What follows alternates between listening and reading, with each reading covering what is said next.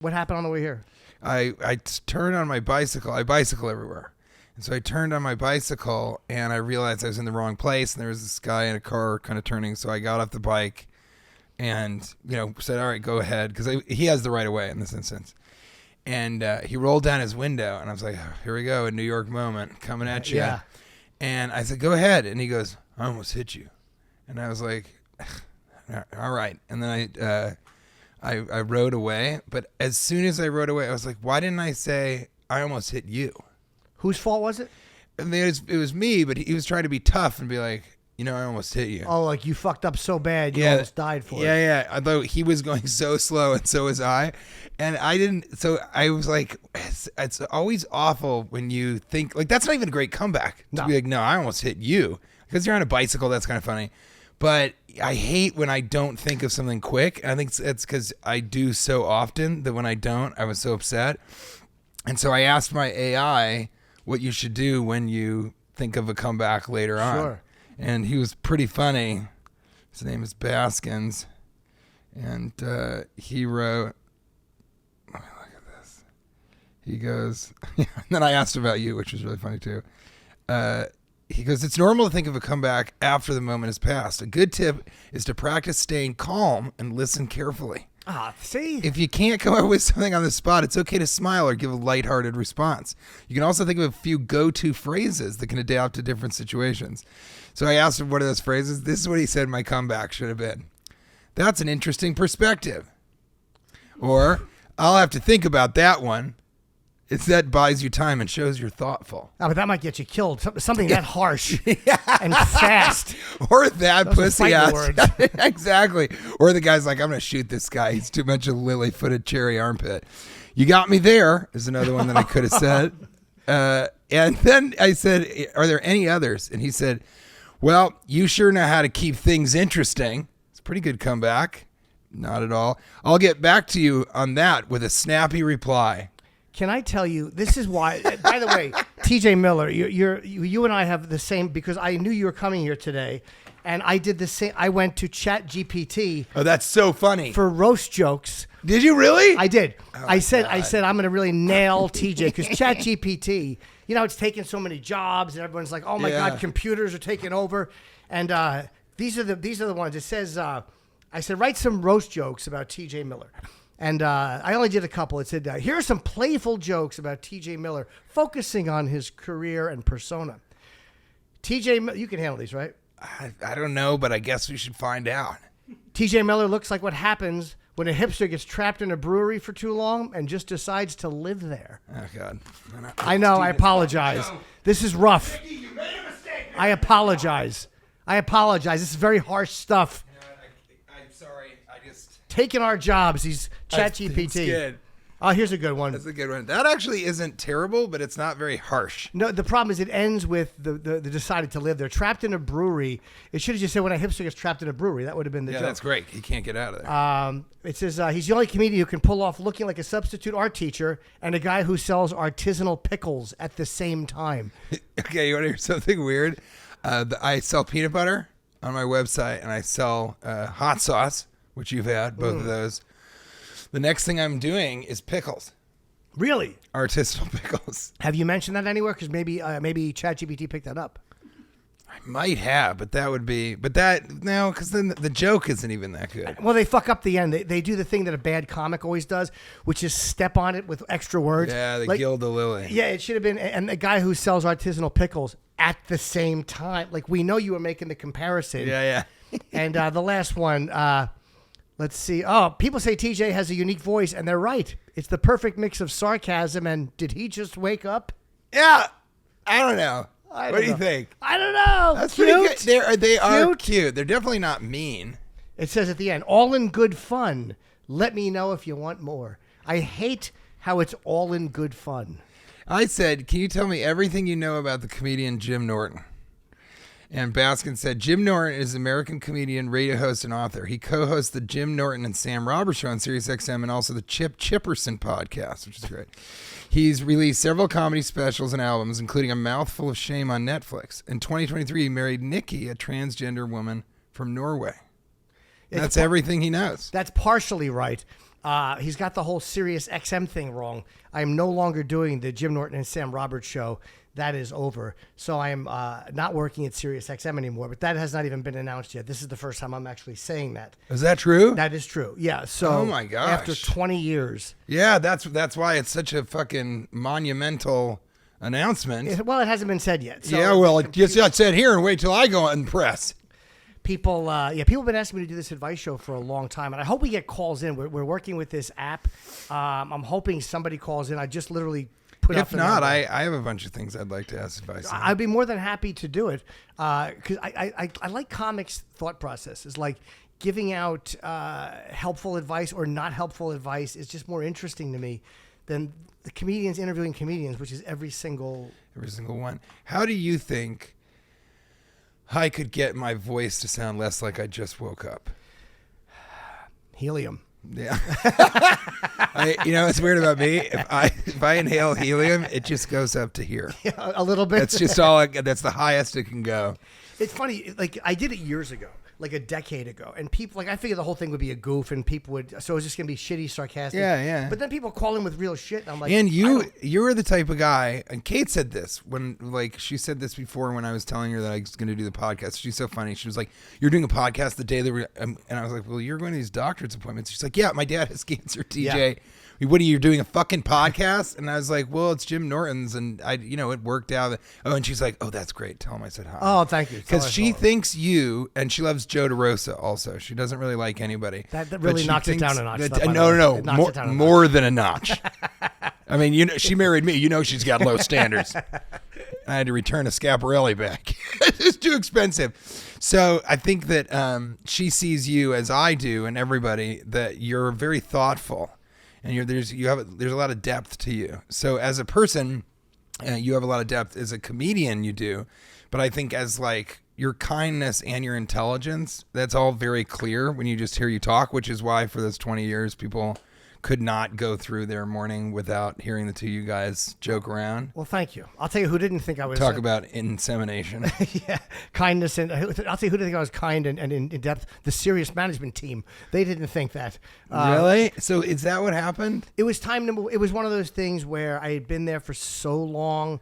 Yeah. I knew what they were going to do during the negotiations. I see. So your contract came back to... Okay. I wasn't fired. It was just we couldn't come to terms. And I wanted to do something else. People think I'm leaving to just do my podcast with my wife, but I wanted to do something else too. You do the same thing for 20 years. It gets very tedious. Well, and I think, you're going to have, of course, you'll have other opportunities, but it's really honestly, it's probably, and you can tell me, but it's probably like when I left Silicon Valley.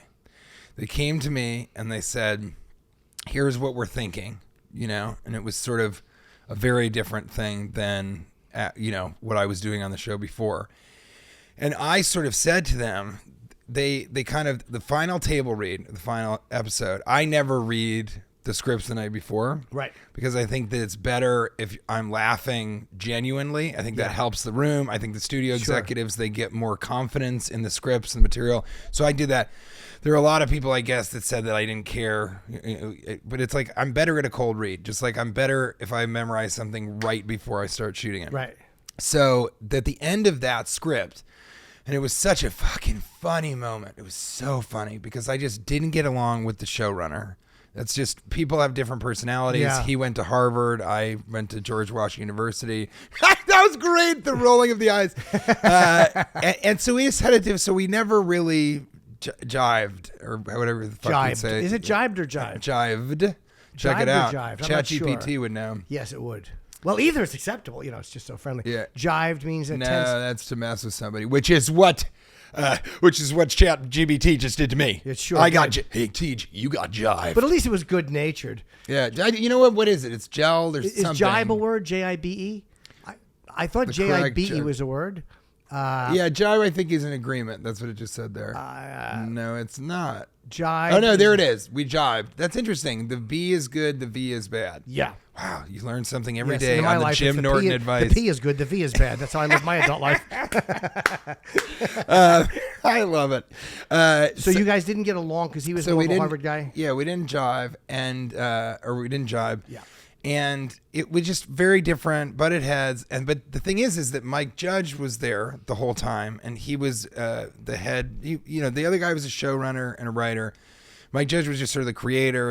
And I love Mike Judge. Yeah. I think he's so brilliant. fucking brilliant, and he's cool. And he and I have a similar sense of humor. And it's just I could not love working around him more because you learned so much. Every hour that you were working with him, you became a better comedian.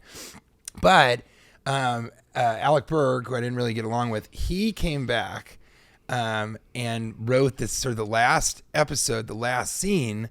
This guy takes me to Gavin Belson, takes Ehrlich to Tibet and leaves him in an opium den and says, how much would it cost to keep him high for the next 10 years? Yeah, I remember that, yeah. And then he gives him that money. And I thought that was so funny. And when I read it, I'm like, this is perfect. This would be the funniest way for me to leave the show. Because at that point, I was doing movies. I'd been in Deadpool. We were getting ready to do Deadpool 2. I wanted to do films, and I wanted to write them, which is kind of what I'm doing now. And I really realized it was two instances. So I said, that's great. We should do that. I should leave. And they didn't think I was going to do that. They thought that I would do anything to stay on the show. And the thing, were you having on set? Was there problems on set, or was this that you knew you didn't like each other? Were you guys arguing? We would argue. We didn't get along at all, and it was one of those things where I could tell he hated me, and I think he knew that I couldn't stand him. Yeah. But we weren't. I would never yell at him on set. Right. You just knew. That's not the way I work. The Wasn't only person I've ever Huckabee, yelled at is Michael Bay. That's the only time I've ever had screaming matches with people. Who's Michael Bay? I don't remember. No, he's actually a friend of mine now, because once you get off set, Kate loves him. It's the whole fucking thing. So I think Okay. so I think Transformers and stuff, Bad Boys. And so so Alec and I didn't get along. Here I have this opportunity to leave the show. And the two times that I realized it is that I wanted to leave was, and you probably had situations like this where you had a moment and you're like, I think this is worn out. It's welcome. I'm past. Sure. And the first one I had was one 2 weeks ago. I was doing press and radio interviews for Big Hero 6, which is an animated film that I was in. And these two hosts brought me on, and they go, hey, and I go, hey, it's me, TJ Miller from Big Hero 6. And they're like, no, we'll always know you as Ehrlich. You're Ehrlich. Yeah. And when I heard that, I go, I gotta jump ship. That's a dangerous thing in this world. And then the other time was we were working, and Ehrlich is high all the time. And so we were working, and I was done with my coverage. And so I would just be in the background and stuff. And I was like, well, I'll just smoke weed. I need to act high. That's what I need to be doing. I've done all my lines. I'm just supposed to be in the background high. And I was like, so I'm a method actor. And so I got stoned. And I was like, well, that worked well. And I remember after that, I was like, I'm walking through the motion. I'm just going through the motions. I'm sleepwalking through this thing. And my audience doesn't deserve that. They don't deserve a guy who's on autopilot. Right. So those two things combined made me so ecstatic when they essentially wrote me off the show and had an opportunity to do that. And then they came back and they said, they had these terms, and what if you do this? And I said, I just think this is the funniest way. Yeah. And I was in Cannes Film Festival, Cannes Film Festival. The Cannes Film Festival. Yeah. And they called me late at night, and they were so nice. The HBO executive was like, we'd really like you to, we do something, we do 3 episodes or something. And I said, this is really the funniest ending. Right. I'm telling you, comedically, it's the best thing. She was like, well, I don't really want to have a television show where you can't see Ehrlich on TV. And she said, well, we just promised to be open to a season finale. And I said, I think that ruins the joke. Yeah. But yes, of course, I'll be open to it. And then Mike Judge called me. And he was like, would you do this? We have some really funny ideas for you and Jin Yang doing stuff in China on the dark net. And I said, I'm positive that will be hilarious. But I just think this is this is the right exit. You were done. And he said, he was like, I got to be honest with you, I'm a little jealous of you. Because if you look at him, he'll do Beavis and Butthead, then King of the Hill. He does, Office Space. And he does all these sort of movies that are and shows that are so different because he gets, I think, bored of something and then he wants to move on to something that's very different. Because Beavis and Butthead is very different from King of the Hill, you know?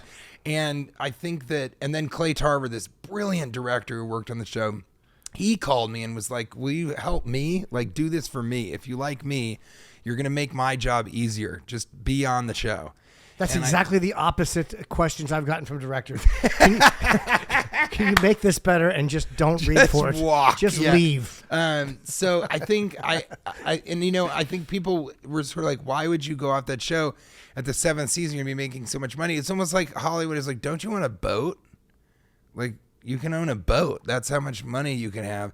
And I was like, no, I don't want a boat. I want to hang out with my wife, who's fucking awesome, and I live in Manhattan, do stand up, and kind of focus more on film. So I'm not in this for that kind of money or that. When I think that way of doing it is not the right way of doing it.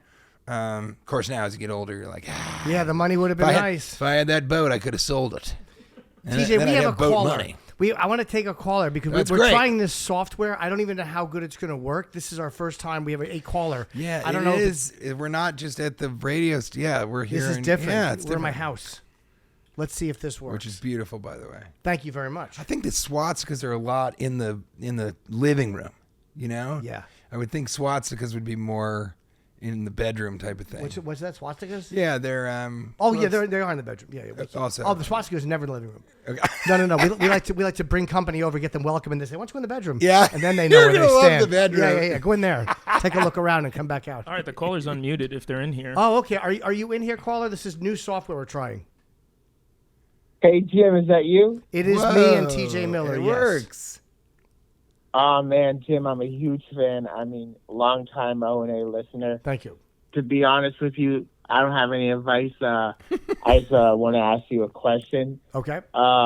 What's up with Bobo, Stalker Patty, and, Lady Di, the clowns from back in the day? Are they still around breathing? Do you know what? Bobo, I used to have on Chip once in a while, and he was hilarious whenever he would come on. Lady Di, I have not heard anything about. I heard she was in the hospital years ago, so but she's still alive. And Stalker Patty, we still once in a while will touch base with, but I don't know why we didn't have her in. There was no reason behind it. There was no negative reason. And Bobo, I would actually love to have on this show, and hopefully he could help give advice as well, because Daniel really does understand what's going on, and he's a very helpful little fella. So anyway, thanks, man. You're the first caller I have to this new podcast, so thanks for calling. I appreciate it. It's really exciting, Oh, and man, I was it's here an honor. too. Thank you so much. And when are you coming to Boston, Jimmy? When are you coming to Boston? I'm going up to Massachusetts. I don't know, sometime in the near future, in the next 3 months. I just don't know, but I am coming up there shortly. Yeah. All right. Well, next time you're in Boston, I'll be there. All right. Thanks. Pleasure meeting you, Jimmy. It's great to meet you too. Yeah, you Great to could. meet you. All right. That was good talking to you. I thought that was great. It worked without a hitch. It wasn't bad. Yeah. We'll see how that sounds later, but we're just testing this. Me and my wife are making calls to, I'm on the road. Austin, January 17th through 19th. New Hampshire, February 7th. Rhode Island, February 8th. I'm coming out to Seattle, March 7, 8. Tampa, March 21, 22. I'll be back in New Jersey, April 4, 5. Out in Los Angeles, May 2nd and 3rd. Washington, D.C., May 16th and 17th. Go to jimnorton.com/tour. A whole bunch of more dates. Come see me. God, am I not good at announcements. Now, back to the show. I just really appreciate that you had me on. Yeah, I wanted you on. I knew you'd be a great first This guest. is great.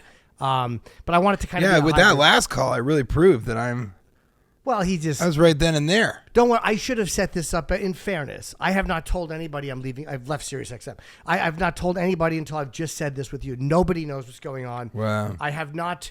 I literally just put this out on Instagram. You're gonna get stories. a lot of fucking people watching this podcast. Maybe. I mean, I'm going to put an explanation. By the time people are seeing this, there's probably a real explanation. Are as to you what going to happened. go on again? No. Really? No, I'm done. I mean, I'm done. Did you hear that? I like that. That's when you say you're finished with something. Yeah, that's the sound that plays. That's the you're fucking. Every time I come, that's what Fucking plays in the house. I'm finished. So I Yeah, so It's scary that's leaving. Crazy. It's scary. It when is you scary leave leaving. something. But they wouldn't want to have sort of a goodbye show, or you wouldn't want to wouldn't do that. it. No, and radio is very much like when you're done, you walk in. There's a box of your shit. Security walks you like that. They do it where they want nothing on the air. Really? They did this kind They're of. just afraid you'll talk shit. Yeah, and they also Tell the truth about the swastikas. They were hoping that it would end when it did, like at the break when my contract was up. This way, they figure they have a nice 2 or 3 week break, and they can just kind of come back and I know the drill, but I saw this coming for a long time, and they offered me almost what I knew they would offer me to the dollar. I was crazy how right I was. Wow, So, interesting. yeah, it's okay. Because I remember, I think about it all the time. There are a couple things I think about when I think about you. One is talking about if you don't want to accidentally get somebody pregnant, and Sam was talking about that. Yeah, and boy, then did I said, fix that. Yeah, or you could go my route, which I thought was fucking hysterical. And then that you said to me once, you said, I'm just trying to pay off my house. So every single moment that I can, I'm trying to pay off the house. And I was like, okay. And I was like, why? And you said, because I don't know when I'm going to get fired. I could get fired any moment. And I thought to myself, there's no fucking way that's the case. And then I thought about Anthony. Yeah. And that was so fucking crazy. That was crazy. Yeah.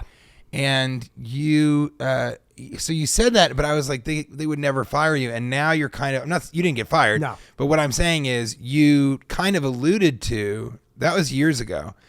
You alluded to the idea of like, you just don't know when these things are going to end. And I thought radio was so much more of a steady gig, but you always have said, you never know, We got fired in 2002. It changed my life because I saw how fast they can take something from you. Yeah. And after I've this been down that road. Yeah, it's like I wanted to make sure you never want to have to whore yourself for a gig you don't want to do just to pay your rent. So I said I want to get my mortgage paid off. I'm not paid off, but I think I have 10% left. So I'm like, I'm okay with my you're mortgage. killing it. Yeah, I'm not scared financially at all. I'm on the road. I took a lot of gigs they wanted to give me last year. I booked for this year. Yeah, which is great. Yeah, I kind of backloaded into 2025. I told my agent they're gonna fuck. I know what they're gonna do. But again, there's no bitterness. 20 years, they bought me 2 apartments. They changed my life. I had a great career there. I can't be. I'm pissed at how they did it, but overall, like, what am I going to do? Cry about it? I had a 20-year gig. Yeah, it was great, and you were so fucking great at it. Oh, thank you. And you started sort of, coming on Opie and Anthony, and then became a fixture, and then were part of the show, and then you had your own. I mean, what more can you ask for in terms of the trajectory of radio as a comedian? Yeah. And then did you miss touring? Did you miss touring and stand-up? I hated having to be back. Like, I still went out and did gigs, but I hate having to be back. Like, I mean, again, I enjoyed the gig, but I just hated having, it's Sunday, I can't do a show, I got to fly home. I hate having to be anywhere. I fucking hate it. So not having to be back will be nice. But, for this year... You mean having to be back for the radio? For the radio show, yeah. Yeah, you're right. And you got to get back at a certain time. It's got to be early enough that you can go to sleep early enough. All that stuff is... And you had to be on the radio every morning very early. So this will be a weird thing where you sleep in during the week. And you can also do, a week of shows. But you're so fucking funny. And did you feel like... Also, you were doing stand-up... You were like, I don't want this fucking show to be like every other show where comedians interview comedians. I want it to be the advice, and now I'm just sitting here being like, tell me a little bit more about yourself, Jim. But Well, that's what I do. I just get people to come in who are great talkers and ask me questions. Yeah. Because you're a great talker. It might be nice, too. But you do, thank you very much for saying that. But I remember there was a period, and I don't know, where you told me, you're like, I'm really just doing sets on Tuesdays. I come, I have my salad at the Comedy Cellar, I do my spots, however many, and then that's kind of it for me for stand up for the week. No. I was doing it every night but Sunday. I mean, I was doing the hour on Wednesday, and I do 2 sets a night, except Wednesday I do an hour. So I do stand up every night, but I'm not on the road crazy because I had to be back and I had to get up. But there might have been one point where I was doing that, especially if I was getting hookers before I was married. It was nothing. It was nonstop. It was hookers all night. It was just unmanageability, crazy. Wow, that's so exciting. Yeah, it was. But at the end, I'm like, I got off. I never really went down that road. I never had like, let's get a hooker and fuck her. And we had 2 porn stars. I bought a porn star for my buddy after he had this horrible breakup with this terrible woman. And he and I and my other buddy, Zach Friedman, who's a comedy manager now, we're all too big of pussies. We're the guys that are like, let's just talk. Yeah, You know what I mean? It's so fucking gay. What they call Captain Save-A-Ho. That's what they used to call him. The guy who was like, I could show you what a real relationship is. Yeah, what a life. You could have a real life with me. You don't need this. Fucking guy friend energy. Yeah, exactly. Guy friend energy. But so you're doing stand-up all the time, and this will just be now you can do an hour pretty consistently, because I assume you're going to start touring consistently. Oh yeah, I shot something actually. The homeless pimp here, who is really brilliant with the camera. I mean, you see him; he's a quiet fellow. Oh with a nice beard. I've heard of him. Of course, that's him. He's You're the homeless pimp. Yes, it is. You're amazing. Thanks, Yeah, buddy. he is. I love your work. Yeah, Thanks, he's great. man. Of course, you're watching everybody else's shit. You're not a fan of mine. You're just trying to see what other people are doing. He knows what Actually, a he's doing. fan Is of that comedy. a Schiaparelli? Is that shirt? It's a Kid Super. Kid Super. It looks a lot like a Schiaparelli. In fact, I think he ripped that off. Allegedly. I don't know. For sure. Yeah. So Homeless Pimp shot it, and where did you shoot the special? At the Village Underground. We're still. Oh, editing that's it. really cool. Yeah. It's got a real club feel. It's explosive when they're good. Yeah. And some people think that's their favorite room at the Comedy Cellar now. It has kind of I become like the mine. lounge. Yeah, I like the lounge. I also love the. Is that where I do my Wednesdays? I think is the lounge. Is that the little? Yeah. I love that room. It's a great room. And it's good for riffing. Yeah, we have Really another good. caller, TJ. Let's take Let's more. do it. We haven't given any advice yet, but again, some guys want advice, some guys don't. At the end of the show, you're going to say, my advice to you, TJ, is give some breath, give some space for other people. No, I like it. I love a guy who can talk. The caller's unmuted now. Oh, unmuted. Hey. Unmuted. What a first show novice asshole I am. You're unmuted. Welcome to show. Yeah, welcome, call. What's your name, person? Hello. My name is Andrew, Sacramento. Hi, All right, Andrew. We'll beep your last name out at the end. What's going on, buddy? You're on with me and I'm TJ sorry. Miller. Hi, I'm TJ Miller from the world of comedy and film and television and Yep. voiceover And Cloverfield. in Cloverfield. Oh, nice. Well, hey Jim, I wanted some advice, basically on how when you first started comedy and you got on stage, and I've heard a lot of you stuff. I'm a lot younger than you guys. I just found out about you guys probably Hurts. You don't know that. You sound like my wife. You're 29 years older. I'm like, I know. I fucking know. All right, yeah. So I'm 29 years older than Nikki? yes, Oh my God, that's great. yeah, I know. That's what I say to her when she says that. You're So- 28 years older. I'm like, I know. It's great. It's killing it. Yeah, get in there, kid. Go ahead. Sorry. I've never heard. No, I'm sorry. I've heard a lot of your stories of your first times going up and like your first time going on tour and all that stuff. Did you ever have to do a first time open mic, just 5 minutes? Because I did one out here at the Punch Bowl Social, and I feel like I got a good amount of laughs. However, I never got the courage again to go to the open mic. So how did you handle that? And I'm going to ask TJ the same question too, because my first time doing stand up was at a wake. I was eulogizing somebody. I was 21, and I just started riffing a little bit and making fun of the person, and the crowd was laughing. I didn't even know him that well, but I wound up doing 15 minutes riffing on the person at a wake, and there was a talent scout in the This cannot be room. real. Is it real? No, the whole thing's a lie.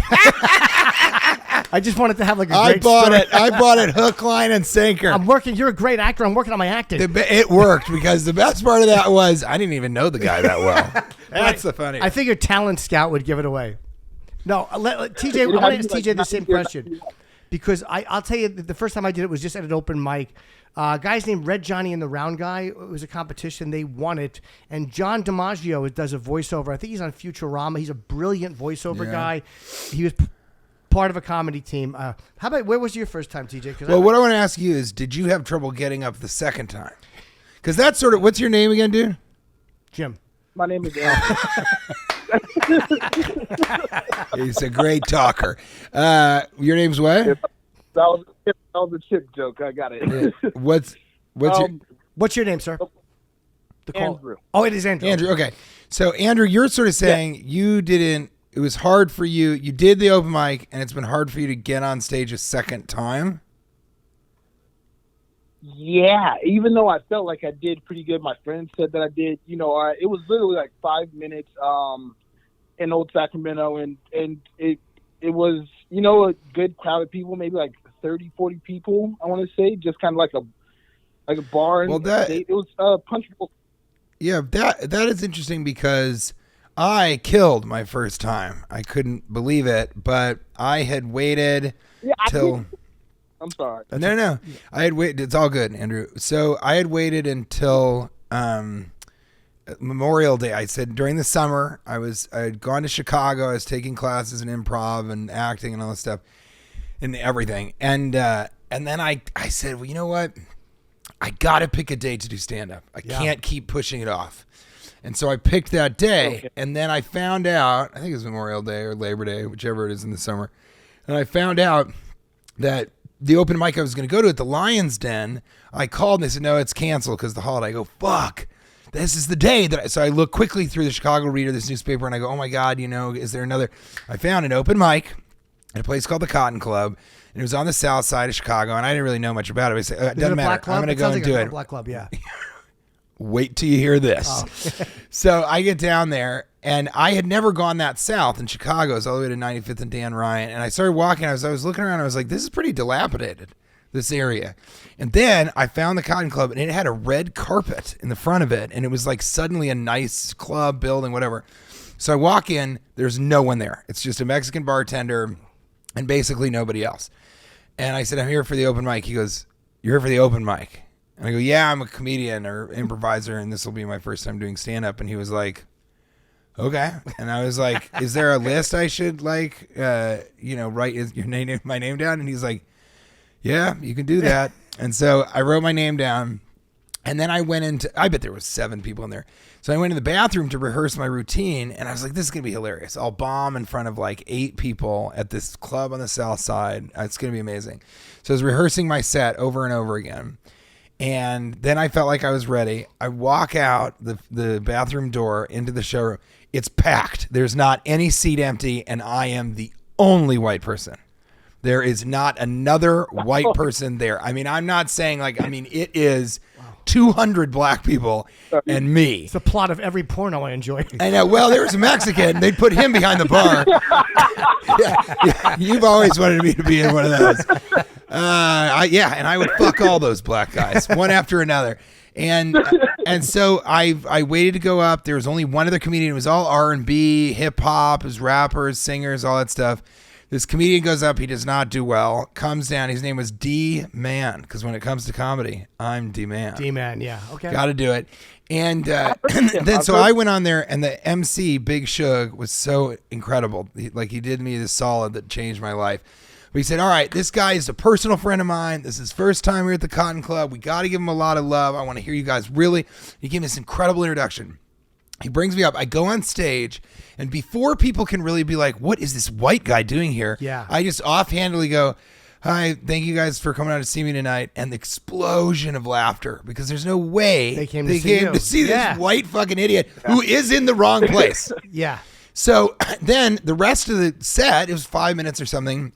It went really fucking well, and even my closer really, really worked, which was about me thinking that I was, had a great sexual experience, and then she ends up being a hooker. Yeah, talking about that right about that. and so I was like, this is incredible. I'm the best stand-up comedian in the world, and I'm like, this is easy. And then my that guy, D-Man, said, hey, I want to book you on a show. I was like, oh my God, I'm already getting booked shows. We're on a roll. So I went and did the next show. And I thought, with my confidence, because you're saying that went well, but it didn't give you the confidence to go and do the second open mic, your second time on stage. I went. Well, I had friends. Yeah, go ahead. No, go ahead. I was just gonna say that the friends that were with me, because we were just going out for a night to have drinks, and it was a new place, and we didn't know that they did comedy. They were like, "Oh, is there any comedians in the crowd or anything like that?" My friends have bunch of drinks, just what a having fun. shitty establishment. That's how they book their shows. Anybody here ever make a friend laugh? Come on. Will you perform for free? God, what fucking jizzbags. Maybe somebody canceled or something. Yeah, I just never. I've never been back there, and 2, I've had little conversations with my friend. They're like, "Oh yeah, you should try it again," Well, Maybe what I would write say something is, next time. what I would say is, if you don't want to do it again, if that happened and you did well, and you weren't sort of bit by this almost heroin addict necessity to go back up on stage as soon as possible, I think you should ask yourself if you really want to be a stand-up comic. Yeah. If you like doing it for fun, then just get drunk and go there every once in a while and get on stage and try and do it. But I found that because I did well and then got booked on a show, I then went to that show and the soul food buffet was 2 hours too late. And it was on a dance floor at a club, and the only lights that they had were the flashing disco light thing. So it was a disaster, unmitigated, and I wanted to blow my brains out. I felt like a real jizz bag. Yeah. And a bag full of jizz. And not in a good way either. And a big bag. Yeah. You know, like a Ziploc kind that not really a smells full good when you trash open it. bag. Yeah. I like a good Ziploc fresh bag of jizz. But I immediately was like, I got to go to the next show. So I went to the open mic that Monday, and it went well, but not amazing. And I just wanted to keep getting back on stage. So I think the first question I would ask you is, do you want to be a stand-up comic? From what you guys said, it's just like, man, like, what the fuck am I actually doing? That's how I'm feeling right now. And Andrew. No, but do you want to be a stand-up comic, It sounds Andrew? like a no to me, like you're not I sure would, it's scary. yeah, it is. That is. Yes, I mean, I remember my very first stand-up comedy show that I seen. I had to be like 7 or 8, and it was the. But it was do you? California. But Yeah, I but just- Andrew, yeah. do you want to be a stand-up comic? We need no more Yes. history. Yeah. 7 or 8. You do want Yeah. to. Being photographed for So the then dark you- web. you- What you- happened, Andrew? You have to go and get on stage again. And so you can't, if you're afraid to do that, I mean, what would you say in terms of he's afraid to go? What should he do? I would say, thank you very much, Andrew. I appreciate your phone call. We're going to go to some more calls. Thank you so much. I would say go back up, give yourself 10 shots at it, tape every one, and just see how it goes. But what I tell people, and I think this is fucking real. Some people go, well, what do you think about, going on stage and what? And I tell people, well, then do it. And I go, when's the next open mic? And they're like, well, there's one on Monday. I like, go, do it on Monday. And they're like, well, yeah, I might. I say, no, do it. Yeah. Look at me and tell me you're going to do it.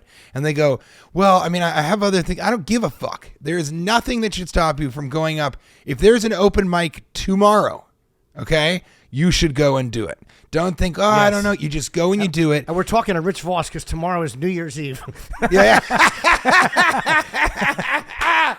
Yeah, you know what? You can wait till next week. But go me on tell you, Monday. pal. Go on whenever the next Monday is or whenever the next fucking thing is, and you just have to do it. And then listen to Jim because he's telling you how you can be sure if after 10 times it feels like that's possible. But Andrew, I love you, and I can't wait to hear about this 7-year-old stand-up story. I would love, and let's go to another caller. But I like how he found out. So how did you become a dancer? Well, I was in a Fuddruckers, and they said, "Does anybody here pop lock?" And I just got up, and there was an agent to the How crowd. did you become a dancer? Is great. Yes. Hi. What's your name? We're not able to screen them as of yet. What's your name, fella? Devin. Hi, Devin. Thanks for Devin, the call. you You're on got- with Jim and TJ. TJ Miller, and I got to say, I love the audio from Devin, whatever you're calling from. That's a nice welcome photo. aboard, Devin. Thanks for Got the headphones thanks for the in, ear right? coming.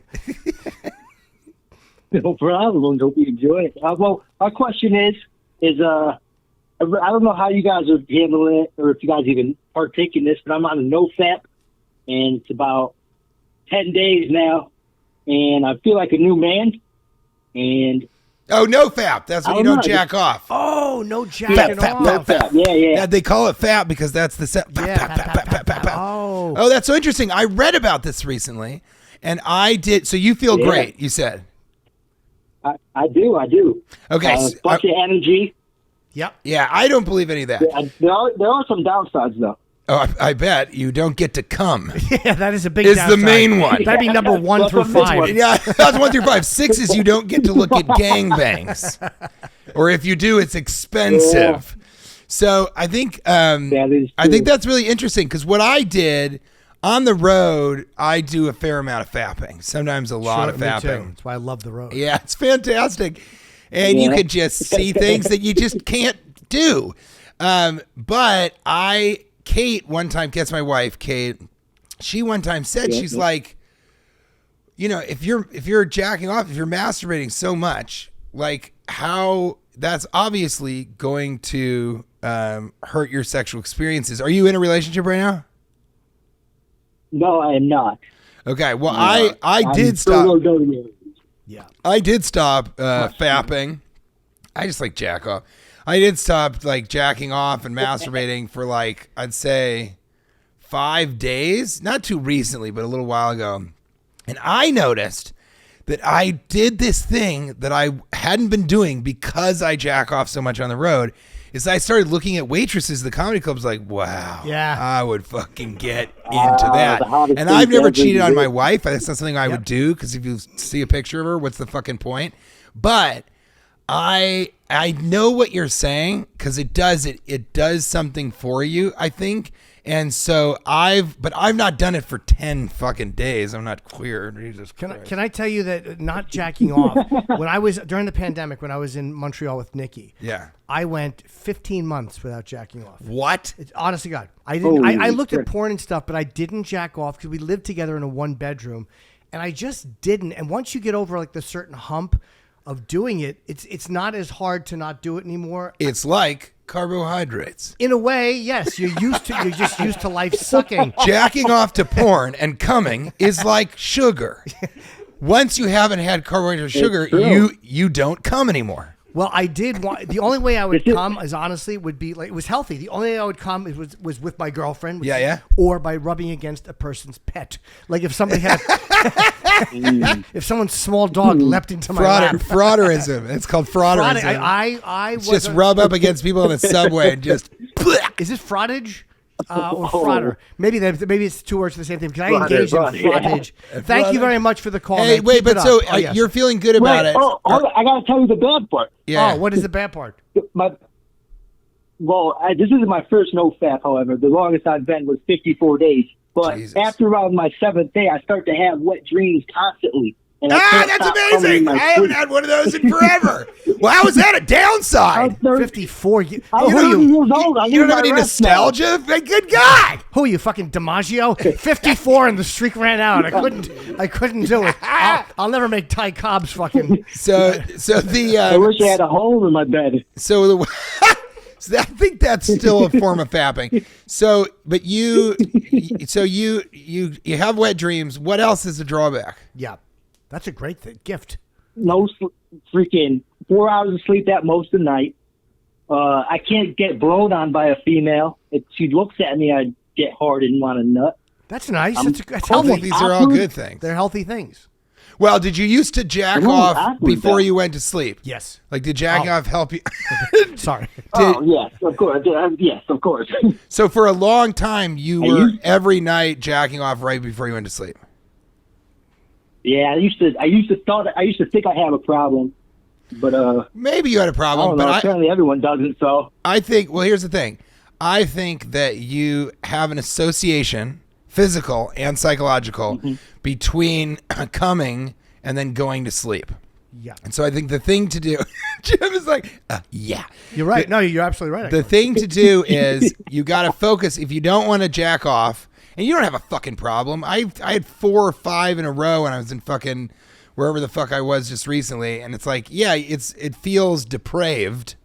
But I think if you feel better without it, then my advice to you regarding sleep, which sounds like the only thing that's really a drawback, and I would start to try and associate other stuff with sleep. So melatonin, heroin, any kind of alcohol, excessive alcohol use, binge drinking is how I do it.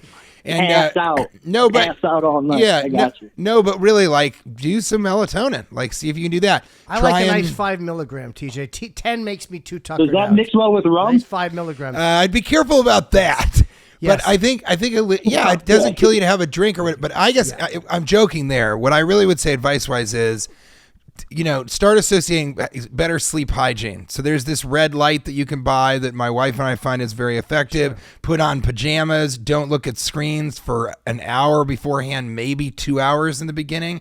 Start associating those things with going to sleep. Because your bed used to be for jacking off. It's supposed to be for sex and sleeping and nothing else. You shouldn't be reading in bed. You shouldn't be doing Good any of that point. stuff. So try that, and then I think never you're thought gonna. about I that. really think you're gonna be able to get more than 4 hours of sleep. Thank you I very really much. like you, man. I think you're right. Thank you very much for the call. We have more people. I Appreciate appreciate it. it. And who's next? You're on with the great TJ Miller and myself. The caller's unmuted. Holy shit, is this me? Yes, it is you, sir. It's you. How are you? Hey, Jimmy, it's Chris the teacher. How are you, pal? Oh, hey, Chris. What's going on? A regular caller to the Jim and Sam Oh, show. that's fantastic. He's actually been to this home Really? for a 4th of July party that you came to. You and Yeah. your wife came. We were at the same party. It's me, TJ Miller from Cloverfield. It's the one that Jim really likes. That's when we met. It's yeah. nice to talk to you and hear what's going on with you. I always wanted to call in. I never was able to. I wanted to call into your show and say, long time caller, first time listener. Long time, first time. To me, that's the funniest thing. See, that's how you know you don't listen to much. It's going to be long time, first time. First time, long time. First No, time, but long I think the funny joke is I've been calling for years, but I've never listened.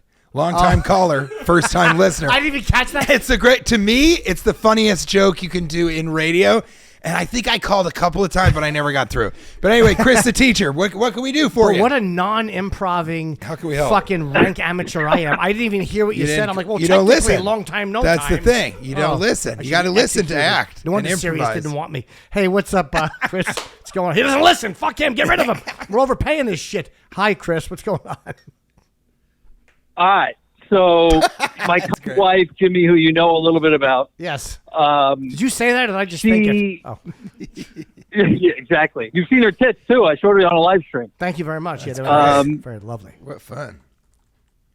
I dropped 60 pounds on Wegovy, one of those medicines, Yeah. Oh, wow. and she makes me feel like shit for doing it, and she's fat and she won't go on it.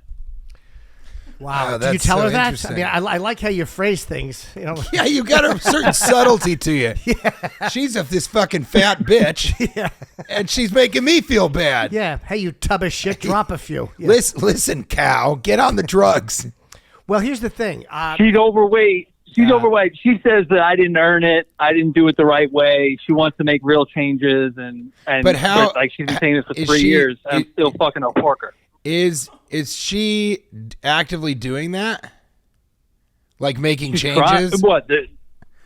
She's trying, but she has a compulsion. She eats a lot. I see it. I get it. I think that is the compulsion. Yeah. Usually when people are fat, they have a compulsion. It's No one eating. ever sees They're a big eating lot. fatso and goes, "Oh my God, you can't stop juggling." Yeah, and I'm a juggler. Yeah, cakes. You're juggling cakes. You're juggling cakes and kiwis and all kinds of stuff. I mean, I think you got to kind of say to her, "Look, what works for a person is what works for them."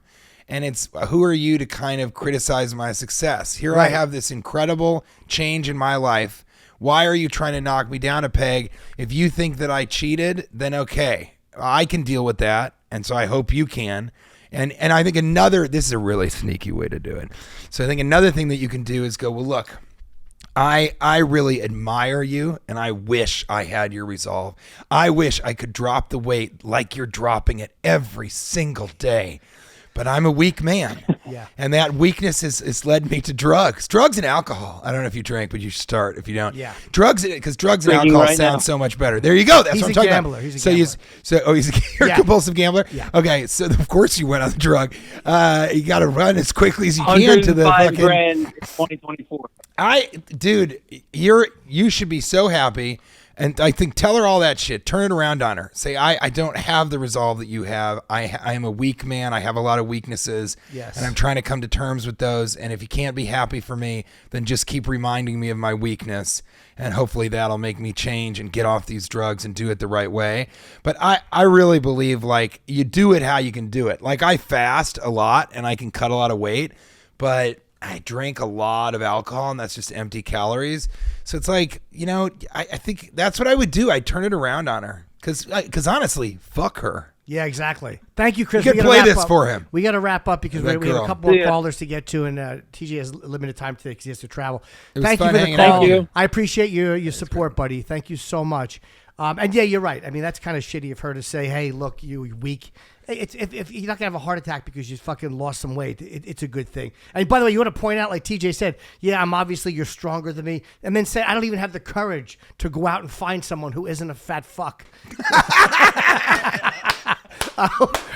We have another caller. Oh, that's great. Caller, you're on the air. That's really funny. I'm gonna try. I actually just pointed like I'm Eric Bogosian in talk radio. I put the H in hack. Bogosian is walking a around. great reference. Yeah, that's great. And you're dead, fucker. I love that guy at the end. Oh my God. I prayed to see him for 20 years after every show. Yes. Hello. What's your name? Melissa. Hey, Melissa, I was just making a joke how all the callers are going to be men, and then here you are, and I can tell by your voice that you're a lovely person. You're the first woman to call this new podcast. Thank you very You're much. numero uno. You're the first. What's going on? What do you need, babe? I'm not surprised. Well, the main thing is I don't like people, and you guys are so good with talking to people, and you obviously know how annoying people are and how stupid they can be. You're so good at making jokes about it. Thank you. How do you get past that when you deal with them? How do you feel about people? Are you just saying, like, I hate everybody, I can't stand them, or they're mean, or they're, like, what is it that makes you not like interacting with people? I feel like I know everything about them within a minute of talking to them, and it makes me immediately start not liking them, picking them apart. Because they're narcissistic and they talk about themselves, or is it because you can read people very well? Yeah, I think I can read them too well. I almost know what kind of lies they're telling right away, everything like that. I just feel like people usually aren't the best when you get down to it. And since I can figure it out so quick, I have a hard time getting past that. Well, she's a misanthrope. Isn't there something, a term for this, TJ? Yeah, it's a misanthrope. Ah. And so you're a misanthrope. Now, I'm going to tell you this Fucking because Mr. it's really Anthrope. interesting. The last place I went, which I think was... where did I get back from? I was in Atlanta at some point. Let's just pretend I know where the last city I was. And I was talking to people. It's amazing. I really don't. I was talking to people, and it was Erie, Pennsylvania. So I was talking to people city. there. It's a great city. Yeah. You know what is great about it? That fucking club is called Keller's Modern Magic and Comedy Club, and they have magicians who are amazing. I love magic. Oh, that's kind of cool. I love magic. I'm a magician member of the Magic Castle. I do too. I mean, is this why you hate people? Because they just start talking about themselves? I would hate me right now. I actually prefer that. So, yeah, you're a misanthrope. And what I said to somebody in Erie was, they were like, how do you know so much about people when you just look at them? Like, I got this guy, he yawned, and I just looked at him. This was somewhere else. And I go, it's been a long day, hasn't it been? And he's like, yeah. I'm like, probably longest day of the week for you. And he's like, yeah. And I was like, but your job's not great. And I mean, and it's great, but they don't really, they overwork you. And he was like, yeah. And I was like, you thought about not even coming tonight. And he was like, yeah, I did. And you're like, but it's TJ Miller. How often is it? So you pulled yourself together and you're here. He goes, yeah. I go, and you're not drinking, right? I mean, you do drink alcohol, but tonight you're not drinking. He goes, yeah. And I said, well, what are you drinking? Is that Coke or Diet Coke? And he's Diet Coke. I'm like, yeah, you need the caffeine. That's what you're going to do. If you're going to drink, you can drink after the show at home. He's like, yeah, that's what I thought I was going to do.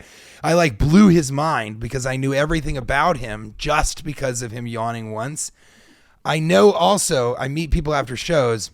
I can tell about couples almost immediately because I've seen thousands of them.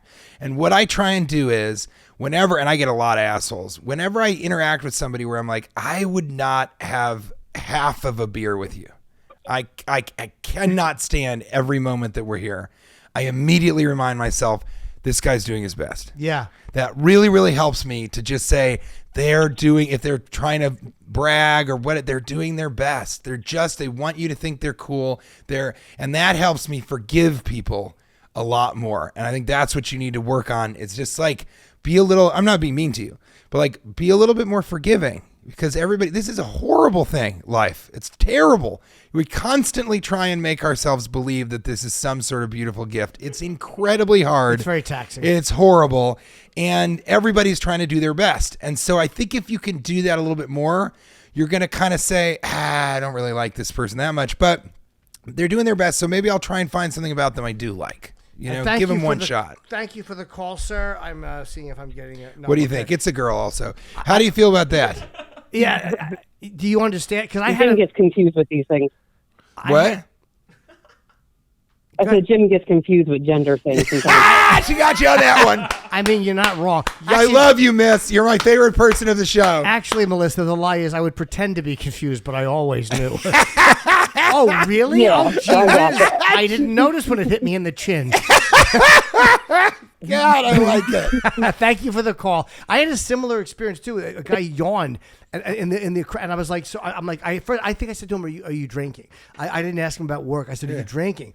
And he goes, no, you're boring. And I was like, oh. Great. Here we go. I just made that up. All right, we have time for one more call.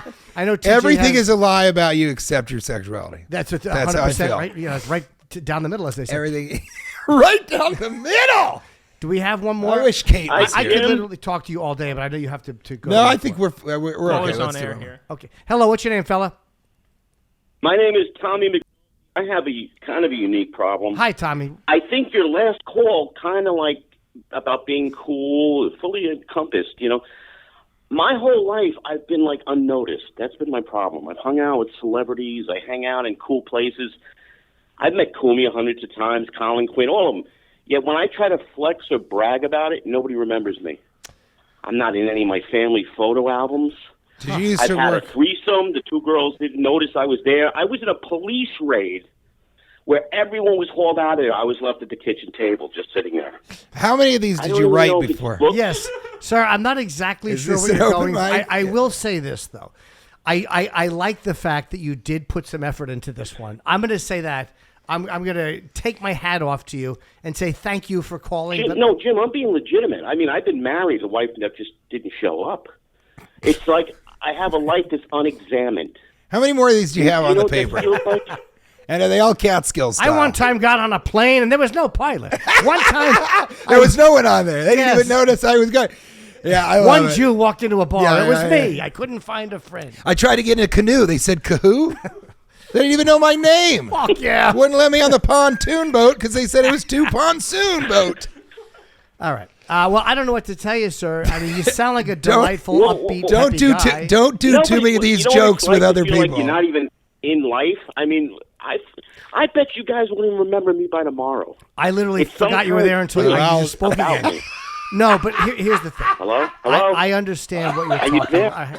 I got what you're talking about. He was a fun guy. He did like a little thing. But my there are God. times we all feel a little unnoticed in life. Oh, God. What I tend to do is I stand up and I just scream a racial epithet, and that gets everyone to look at me. Epithet is great. Yeah, racial epithet on the plane. Put on a Burger King hat. All right. One more guy to close out the show. Yeah. That was so weird. Oh yeah, there's gonna be plenty of crackpots. He was Hello. trying. How could we help? Hi, you're on the air.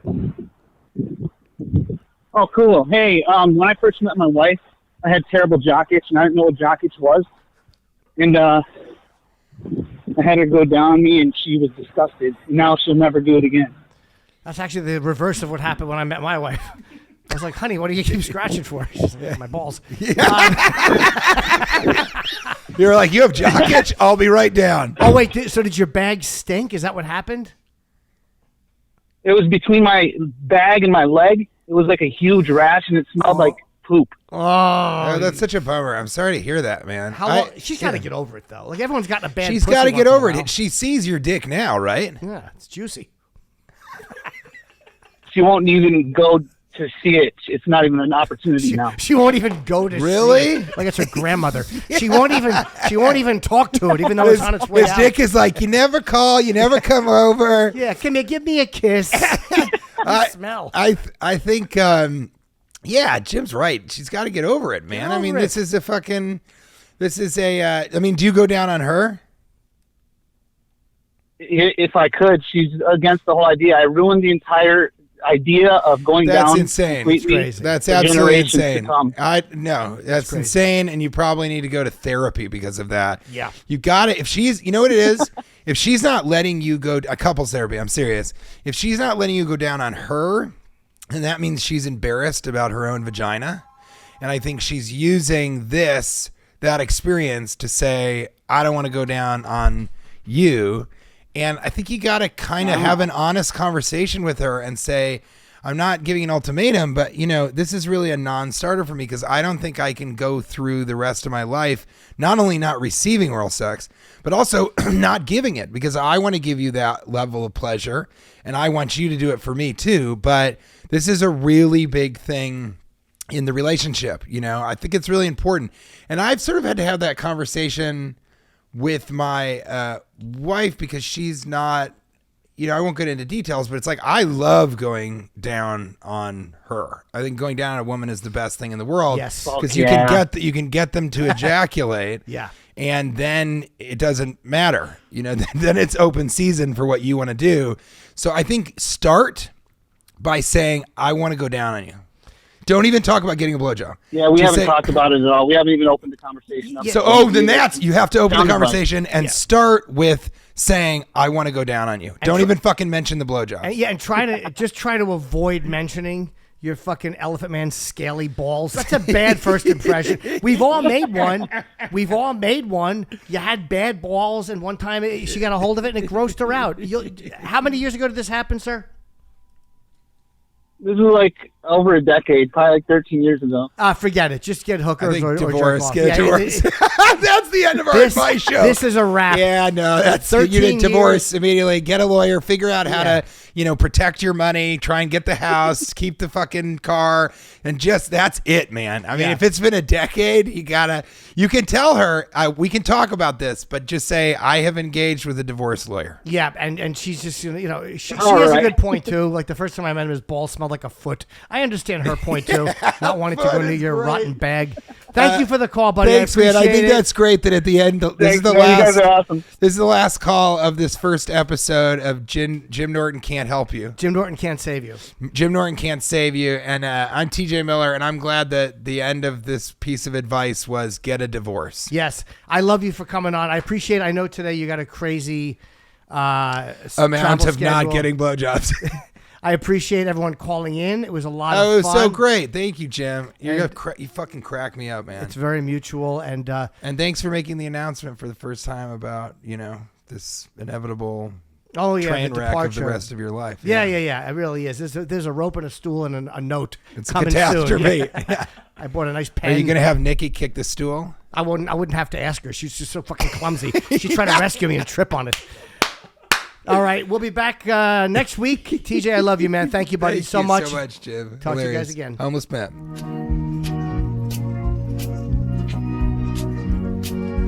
Thank you so much for calling my show. The episode's over, it's time to go.